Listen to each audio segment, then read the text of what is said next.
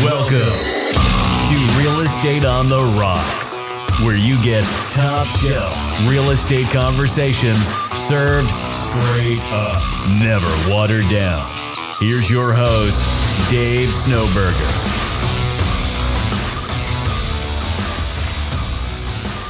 All right, welcome back to Real Estate on the Rocks. Today we are joined with, of course, my right-hand man. He's actually on the right today, Marshall Tucker. What's going on? Not much than my left-hand lady. And I'm actually left-handed. Oh my God. Oh my God. Alicia Hooper. Hey, y'all.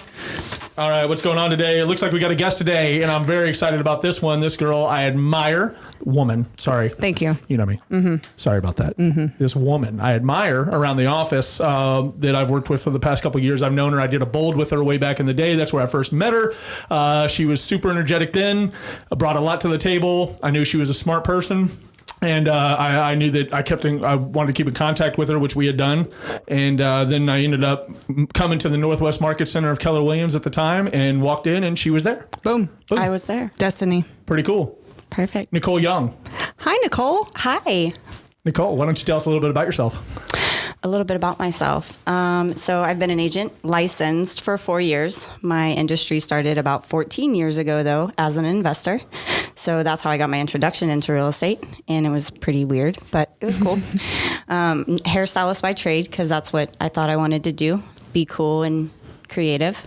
And then my dad, or my adopted dad, took me in, and he was a broker, and he needed help. He had about 25 properties at the time. Needed some help managing them, and was like, hey, if you start helping me with my properties, I'll pay you $500 a property to like get things wrapped up. And I was like, man, that's kind of a lot of money. And what I was doing was not that hard. I was just kind of looking for houses and then helping him find tenants for houses. But my dad does a unique business and he does owner financing. So started learning that world, and I was making about $1,000 on a house. So I had $500 to find it, $500 to put someone in it.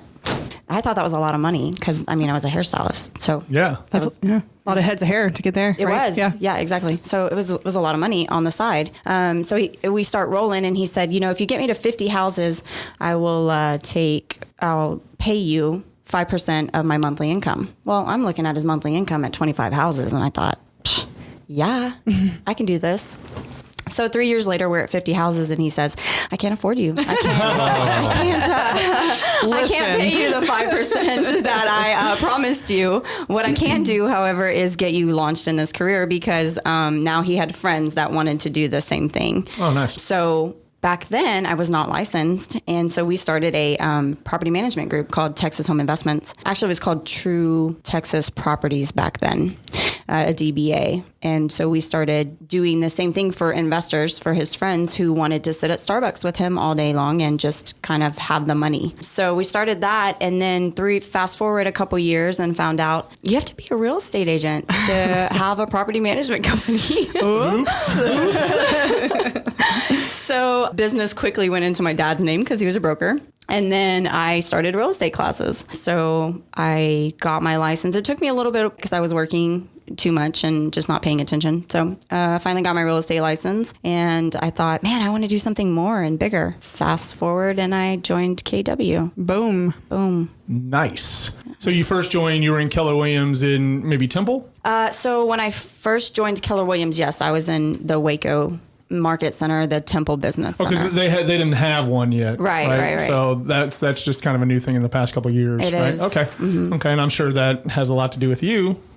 Yeah. So there were like a handful of us that were like staple agents that actually got Keller Williams. So KWR has like a big thing about having X amount of agents in order to be able to afford a business center. So yeah, so we launched it without an actual office and kind of worked out of homes like most real estate agents do anyway. And then about the time I was leaving, we got an office.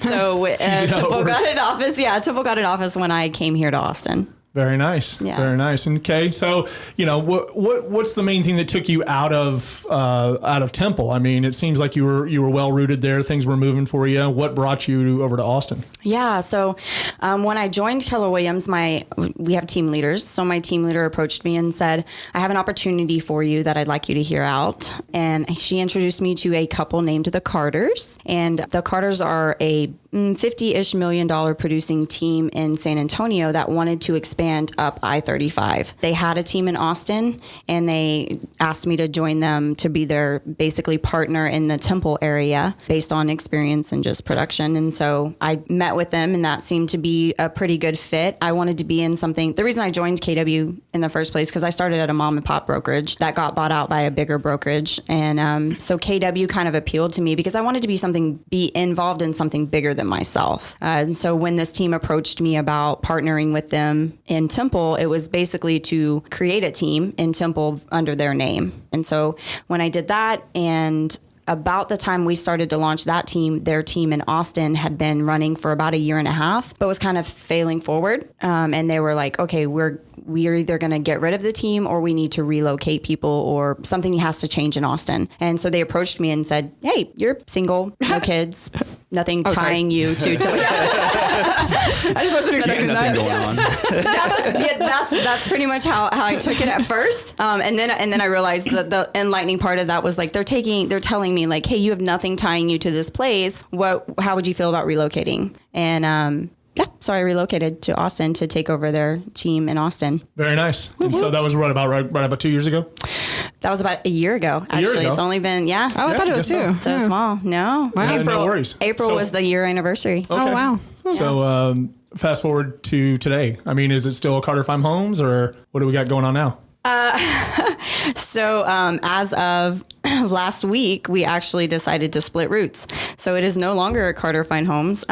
They are still backing me, still supporting me. In fact, they offered me a different job. But I like Austin, and I like what's going on here. So as of hopefully August 1st, all of everything will be kind of finalized and stuff, but there'll be a new name coming and a new experience, and Young Fine Homes. Yeah, that's what I was going to say. You know what's crazy, and maybe you can enlighten me on this, because I've noticed that you've changed your name, but I listen to real estate stuff, gurus, and whatever you want to listen to, and I learned a while back, before I even entertained a team, was that the biggest regret that mega agents had in selling their teams was naming it after themselves. And so I've got since I've had this thought process of now I need a name, I don't want to name it after myself. Well, and here's the crazy thing is I'm kind of an old-fashioned female. And if I ever do get married, hint, hint, wink, wink, like if y'all know anyone, if I ever do get married, I don't want young out there, because I do take pride in being old-fashioned and chivalry and taking my husband's name. And so it's like, is that weird, or do people do that? Or no, not at all. Not at all. I in my opinion, is the young thing is also, it's an embedded thought. Also, if you named it anything young, it's perceived by whoever hears it that it's a young group. Yep, it's new. There you go. So it's new, it's fresh, it's young, it's hip, it's happening. Happening. You know me, I'm always happening. We make up words. You can have a lot of fun with that name. For sure. My name is a Snowburger Realty Group for a reason. I would say that marketing is a strong suit of mine. It's what I've really studied my whole life and put myself behind. And I started branching into this. And the reason why I went with my first team name was because I was around a bunch of people that didn't want to work under my name. Oh, okay. And so that's why I never went with the Snowburger thing. And so then I started, just the more and more I learned, the more and more I watched the industry and the industry leaders, I started seeing that more and more were named after their names. Right. And so people do business with what? People they know, like, and trust. All right. They don't know what Austin Metro team is. Right. There's so many of those kind of names, and it just doesn't mean anything to anyone. It's the same argument I have that the broker behind you typically means nothing. Sorry, brokers, don't mean to hurt your feelings there, Gary, but it just doesn't matter that it's KW. People do business with people they know, like, and trust. They do people with the name on the back of the jersey, not the color of the jersey. If mine's red or blue or whatever else, they're still going to do business with me. Blue. People remember me me because of Snowburger Realty Group, right? Mm-hmm. And then the other thing is the association with like, this is like the argument of my picture on my business card. You know, Yes. the argument is like, do other professions do that? Do attorneys do that? Do, doctors do care. that? It's like, I don't care. Yeah. I do it because I have to take every step there is to get people to remember me. That's And right. if people, psychology says that people remember faces, not necessarily names. And a lot of times, if they remember your name, I've got a catchy name like Snowburger. Yep. Sure. You know? Yeah. Snowboarder, snow, whatever you want to call They me. just know it starts I've with heard it snow. all, Yeah. right? I've heard it all before, and it doesn't affect me. However, it's a couple of that, and then my picture with my beard. I've shaved off my beard before, and that was like losing a superpower. I didn't know who he was anymore. Yeah, I was like, who is this guy in our office? I went to mega camp or whatever, and there's all these people walking by like, you look like a guy I know. And I'm like, no, that's me. That's I me. That's immediately me. Yeah. regret this. Yeah, I immediately regret this decision. Plus, I look like a 10-year-old fat kid. I was just kind of like, it was horrible. But anyway, enough about that. But back to you. I mean, going with the name thing, I would play with a couple names and whatever rolls off your tongue. And then one that hits you like in the chest, like that sounds cool, go with it. That's right. If you choose not to use your name, that's one thing. Yeah. No big deal. And I'm open to suggestions. I'm not one of those people that's like, yeah, I want to make up my own name. No. Well, we love helping people with branding, and that's one of my fun things I like to do is sit there and brand and how you can work a name into other cool things. What would it look like on a business card? What would it look like on a sign? What would it look like on a car? And just kind of any kind of puns with it that that rhyme with it that get people to remember you. That's the only part of this game. I would not worry about selling your team. Oh, no. It just doesn't happen like that. Most people do this where we build this big book of business and then we're going to try to sell it off. There's plenty of studies out there that show that it's not worth it. It's not going to happen. You're not going to build this big It's few and far $50 between. million team and sell it for $10 million. Right. It's not going to happen. Right, yeah. Because people do business with what? People they People know, they like, know. and Like and trust. trust. And once you sell that business off to somebody else, they know it's no longer you. Right. So some of them will use that person. It might be good for a few years. In the long run, everybody was doing business with you. Yep. So while you're doing this, I would come up with a plan to not have to sell your team, but an early retirement plan, right? So put away some money, make smart investments, do things like that. So anyway. Smart. Good advice. Speaking of names, I like Young Investments. Young I investments. think it sounds good. Okay, so and I guess we can get off on this Young later. single family homes. Our listeners know we have squirrel moments, so go ahead. Right. Yes, so squirrel moment. So I was steering clear of the. Sorry, I talk with my hands. So You're I keep fine. hitting the microphone. The investments I've kept, that was like huge for me to keep out of my name, because as soon as people find out I'm an investor, they're like, oh, all you do is investments, or all you do is working with investors. Yeah, you have to be I careful. love my investors. I do. They're my bread and butter. They're my backbone. That's what got me in this industry. That's not all I do. Mm-hmm. And I want to make sure that, and that like hit me hard. So yeah, the whole investment part of it, I'm like, So like our name now, Carter Fine Homes, I get, so you only do luxury? Right. I mean, no, but thank you. Like, Right. We have a brand that's secondary to everything else that I do is the Texas Farm and Ranch, or Texas River Ranch, right? And so I was so heavy in marketing that I had friends buying homes, and I'm like, dude, what are you doing, man? Yeah. And they're that good a friend where I can call them out and say, what the hell are you doing? Yeah. I'm a realtor, and I can help you. And he's like, dude, I just thought you sold farms and ranches, and you're always out with a cowboy hat on the river and whatever else. I'm like, well, I can't go to the river anymore. So Or now I gotta don't tell start- your friends about it, Right. And so I was doing media so has much to stop. marketing that it was all based around the River Ranch side that I was trying to build. Yep. And it almost backfired. So I pulled off that big time. And so when I do list property, I still list it under that, Texas River Ranch. However, Snowburger Realty Group I thought was the best name for us. I looked at other things like Snowburger Home Selling Team, because it's just in the title. What do you do? I sell homes. Yeah. Right. And so it's like very to the point, and it really just, your name really has not, that might say 20% to do with it, and then the rest is all up to you. Right. And so when you're comfortable saying that name, like I love the Young Realty Group.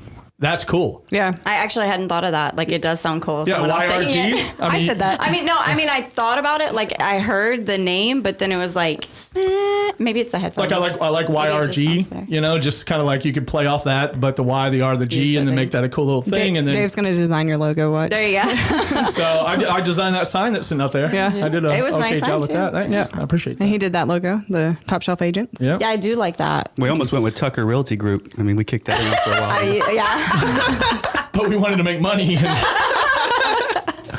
So I heard Marshall anyway. changed his last name to Snowburger. Is that? That's not true. Oh, okay. That's a rumor, Milligan. You didn't adopt him. Yeah, that was like an underway to say you're a bitch. Oh, my language in front of two ladies here. Sorry about that. Sorry about that. I mean, we're in the world of real estate. This is what happens when you don't feed Exactly. me. You got to have a little bit thicker skin. A If you little get bit offended thicker by skin. this show, then you gotta tougher I road just look ahead at the of you source. in real estate. Investors and commercial. Yeah, no. Yeah. It's gone. Yeah. I got called little lady once. You are a little lady. That's a Yeah, Texas talk. but it was like intending to be derogatory. Like it was like he meant it as like a okay, listen, little lady, and I was like, Oh, hell no. we haven't met before, have we? Let me explain who I am. Yeah, I mean, you get a pass on that maybe if you're like over 60. Yeah. You know, hey there, little lady. If it's not meant in a Pump the brakes, derogatory way, lady. absolutely. If That's it's like not saying, meant "Hey, to darling." demean me, Yeah. yeah. If you're not trying to belittle me, absolutely, you get a pass on it. But when you're trying to tell me I don't know what I'm doing, Yeah, we're gonna that's- have a conversation. Yeah, I usually just wait till you walk out of the room. Like, yeah, exactly. Like just do it behind my back. I'm okay with that. Yeah. Just make sure you stop recording. yeah, exactly. Which It we have a gets hard played time doing later. sometimes, right? Like that girl, I just brought that up, but the girl from $1 Million Listing, she was doing a podcast, oddly enough, called Real Estate Rock Stars, I think. I don't know. But one dude with a microphone asking her questions, just the standard questions like, hey, Nicole, how many homes did you sell last year? What's your average price per property? You know, just like the stuff that you would have on your board in your office. Yeah. You know, maybe Yeah. she shuts the thing off and says like, who the F is this guy and why am I doing this interview? Oh. You know, and so it's out there in the real estate world and everybody is just kind of dogging on her right now. Oh, so jeez. I don't feel like that's fair. make sure you shut. No, I'm with her. I'm with her. what- Like, what is she? if She's she a busy didn't know person. what she was getting into, like, because she probably doesn't set those interviews up, and like somebody, she probably has a manager, like a human Right. resources, whatever. And yeah, I feel bad for her because she's like thrown off guard. Like, who are you to ask me what I'm doing? And yeah, I think it was just the manner he was asking. It was like he Yeah. just jumped right in and started asking, like, what about your production? Like the things that you might ask, I would say, not a celebrity agent. like date because me right before now, you put me in the bed. Right. Like, let's talk. All right. Oh, are we going there? I like where Okay. this All is right. going. I mean, that's All right, what, y'all have fun. Go ahead. that's what it feels like, though, right? When someone just my launches coffee at out. you, you're like, whoa. This episode long enough to mark for my Nicole not to listen to. No, but okay. So tell us. Let's get back into some actionable items here. This show, we created this to be around or to cater to agents that are 1 to 2 years in the business that might be struggling with the business a little. We've all been there in this room. It's called Real Estate on the Rocks for a reason. We could have named it a bunch of different things. However, we want to really speak to those 2-year agents. I did horrible my first year. I mean, I made $4,800 off a couple leases. Horrible. Second year I turned it around. I won Rookie of the Year for, the board of realtors. So I was a result of directly stopping the BS, stopping my broker tell me that everything's going to be okay, just hang in there, and actually got into action and started doing the things that I didn't want to do when I didn't want to do them at a high level, and it paid off. People around me saw that. People around me saw me sitting in the office at 10 o'clock, 11 o'clock on the weekends. They'd drive by and see my car still there. They'd stop in the office drunk and like, what are you doing, idiot? Why are you still here? Let's go have a beer. And I'm like, dude, I can't afford to have a beer. Right. I've got to work. Yeah. I'm 40 No money years in my old, pocket. 39 years old. Yeah, I'm 39 years old, and it's just kind of like I've got to do this. So I kept on. So enough about me. my favorite subject. He tends to do that. Don't we all? Yes. Let's talk about you. How was your first year? I mean, how many homes did you sell? Did you break the mark? You had a little bit of experience going into it, so it's not really Yeah. fair, but Yeah, Still. so it wasn't fair. You're right. I sold 12 homes my first year in, and honestly, I'm the one off that it was luck. I did not have training. My dad. So yes, my dad trained me in investment real estate. However, he became a broker 25 years ago when you didn't even have to be underneath someone, to be a broker. So he is that a title company joke? yeah. Okay, let me, yeah, so I'm blonde. You guys in this room know this. I don't think about what I say sometimes. So he got his license, and it found out that they were going to have to start doing CE classes for broker, doing more. Right. So he immediately went in, got his license, and then turned around and got his broker's license. And this was like 25 plus years ago. So clearly he keeps up with nothing because he's grandfathered in. Right. So when I did have a little bit of experience going in, however, I had never done traditional real estate, like regular real estate I had never done. So when I got into the business, I took phone duty. And the company that I was with at the time, loved them to death. I'm actually in a deal with that broker right now. I just love them to death. However, they didn't have the manpower to train. So literally their speech to me was, you have to take phone duty. So I was like, oh, cool. Okay. So what I gotta do, right? Got my first 2 listings off phone duty. Woo, woo. And then, it was great, I thought. And then it was a struggle. It was like, there's no phone calls coming in. Like, how do I do this now? Yeah. And they're like, well, you have to talk to your friends. What? All my friends are in real estate.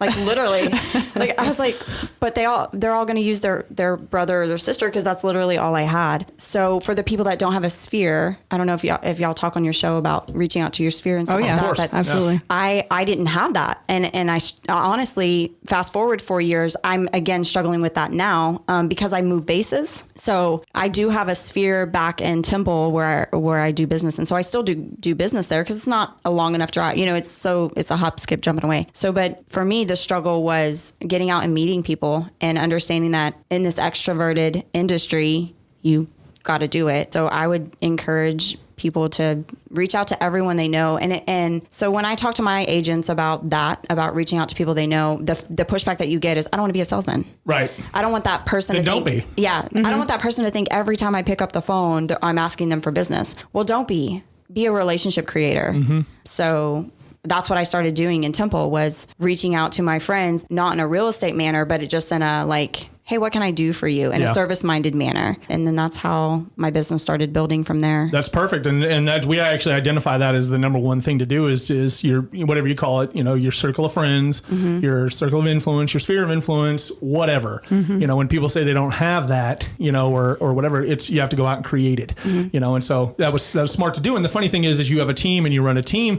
and you're always bringing agents in, and then you plop them down to the chair and say, this is what you have to do from your personal experience. And then you can line up everybody that's been successful in that office to tell the same story that you did, and that person in the chair, their ego still gets the best of them. And it is ego doesn't always have to be beating on your chest and whatever else, but it's something, their projections in their head of their ego, that they're too good to call, they don't want to hear from me, all these things, right? You can line everybody up, and or they'll it's a disagree fear with you, or it's a fear of rejection. So I've faced that a lot. Is the agents are like, oh, I'm afraid. What are you afraid of? Like, and full vulnerability here, that was me for a very long time. Even just meeting new people, oh, I'm afraid of them. Why? You're never going to see them again. If they say no, they say no. Especially if you're on a phone call, like, you're not even looking at them in the face. Why are we afraid? Right. That's the biggest mindset challenge for a real estate agent. This is from one of our last shows. I have written down number 2, fear. This is what keeps people from doing the things that they have to do. It is. But it's fear of the unknown. It's rejection. It's not knowing what to say.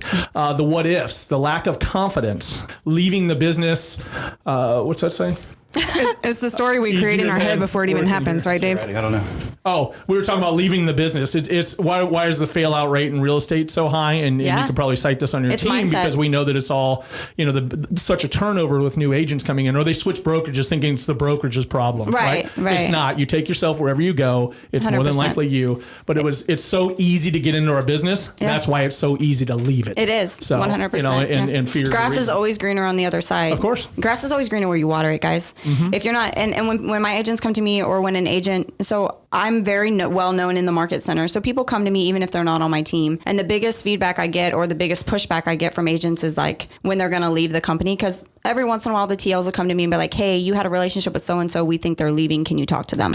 100%. Right. I don't want anybody to leave KW. It has been my bloodline. It changed my world, not just my real estate world, but literally my life in general. Who I am as a person is, I totally say is because of KW. So when I go to these agents and I'm like, okay, talk to me, tell me what's going on. Why are you even thinking about leaving? And it's the struggle. It's hang in there. It's all these things that they've been told. And this brokerage is offering leads or this or whatever.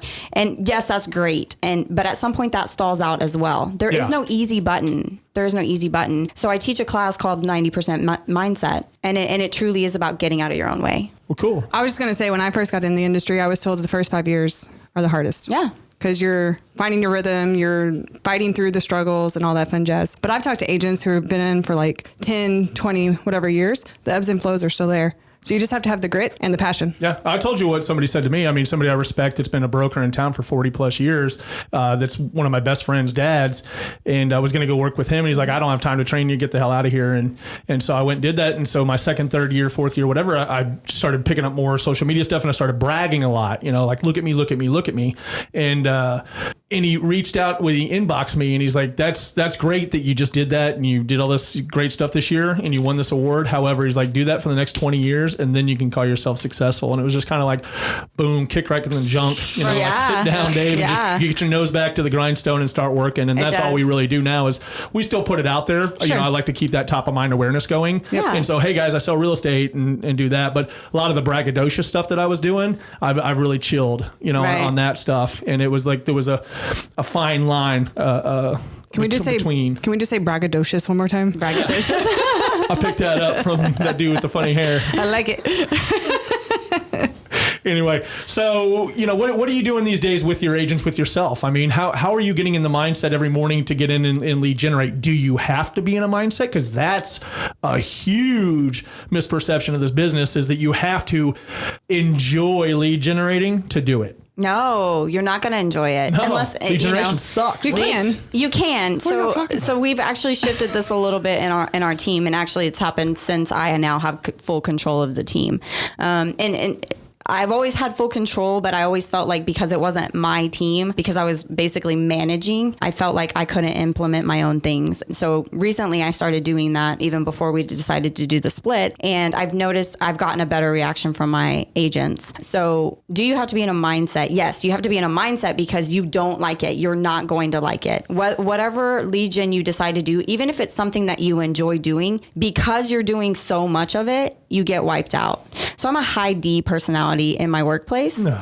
I'm a high S in my personal life. So what that does in that struggle is I'm a high D. I'm going to go, talk to everybody I can, get to the point, blah, blah, blah. Right.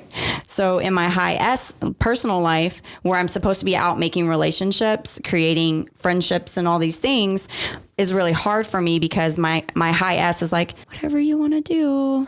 I just don't want to make any more decisions today, kind of thing, right? So even though I enjoy talking to people, at some point I get tired of it, right? So I don't go out and do that lead generation.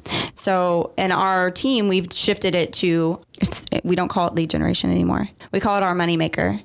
Or we put a specific emphasis on what the dream is. So I have an agent that wants to buy a Jeep Rubicon so bad. She wants a Jeep. Yeah, Hooper, maybe you can give her some. Yeah. She wants a Jeep so bad. And so every time before lead generation, we do affirmations. And I'm like, what are you calling for today? Or what are you doing today? And she's like, I'm getting my Jeep today. Yeah. I'm getting my Jeep. I love it. So we focus on something, whatever it is. So it does take a mindset. So I would tell you just like, and it has to be, for me, it had to be a closer dream. It couldn't be a far off dream, right? So another reason why I got into real estate was I went to Africa on a mission trip and I had to raise money. And even if I had the full money to go, the church group that I was with still made me raise money. And I had to write letters and I had to do all these things. And while I was there, I thought there were people struggling with money to get there. And I thought, I want to be able to go and do whatever I want, whenever I want, whether it's serving, whether it's going on vacation or whatever, and not worry about my bills at home, not worry about how to pay to get there. Hell, if I want to take someone with me, I want to be able to do that. And what does that money look like? So for me, real estate was about making the money without having to be here to make the money, which is why I was an investor, right? So when I was thinking about that big dream, I want to go back to Africa or I want to go spend this or this, it seemed like such a far off dream to me that it stopped getting me up in the morning. Everyone says, what's your big why? Why do you get up in the morning? Because money stops getting you out of bed. I know that sounds ridiculous to people that are struggling for money right now, but money stops getting you out of bed at some point because you've made so much or you've made what you need to make. So what's the next thing, right? Alicia and I have actually had this conversation many times about, you can threaten that you're going to take my car away. Like, you can threaten that I'll be on the streets. You can like, if you don't make money, you're going to be homeless or whatever. And honestly, it doesn't scare me. So threatening me or the fact that I may not be able to pay my bills or whatever, it wasn't pushing me or motivating me. I know that sounds really bad, but there are people out there like that. Absolutely. So it was like, how do I kick myself into gear? Well, kicking myself into gear was what's right here, right now. I hate the car that I drive. So what am I? I'm working to get my next car, right? Tesla. A Tesla, yes, I do want a Tesla. And so just I tell people, focus on the small things, like right here, right now, to get you in the habit of doing the daily disciplines, and then go, okay, what's my bigger look like? Okay, what's my 10? What's my 5-year, 10-year, 20-year after that? But as 2 years into the industry or less, or even more, sometimes you get burned out. Go smaller, chunk it down smaller and go, okay, I'm working for my car today. Or if it is your rent or your mortgage, okay, I'm working for my mortgage today. Yep. I'm a big fan of small wins. Yeah. Cool. Celebrate small wins. I hate to cut you off right there. We're right about the 30-minute mark or so. I want to go ahead and stop, and then if you'll join us again tomorrow. Sure. I'd like to go over this again and kind of pick up right there. And now we've got into the part that I love, is the actionable items by different agents. You know, we have our plan. I love seeing what your plan is. So let's join back in the studio tomorrow morning, and we'll start attacking this again and just provide, a few minutes of actionable stuff new agents can get their butts into gear and start making some money. Does that sound good? Yeah, sounds great. Cool. Let me go ahead and wrap this up.